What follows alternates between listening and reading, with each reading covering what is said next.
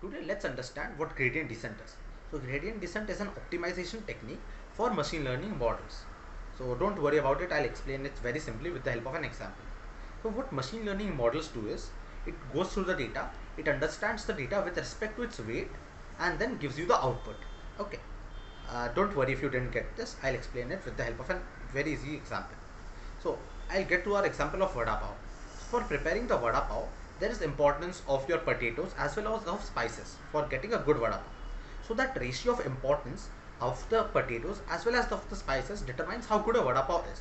Similarly, how good the weights of this particular features is determines how well your machine learning model will predict. So that is weight. I hope you understood with the help of that analogy what a weight is.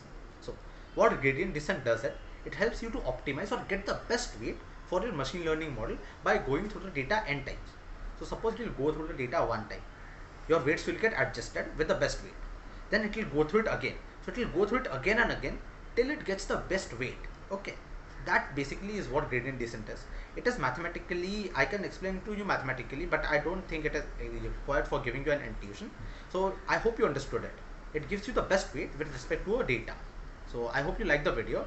Comment on the video, like the video, share and subscribe to our channel. Thank you.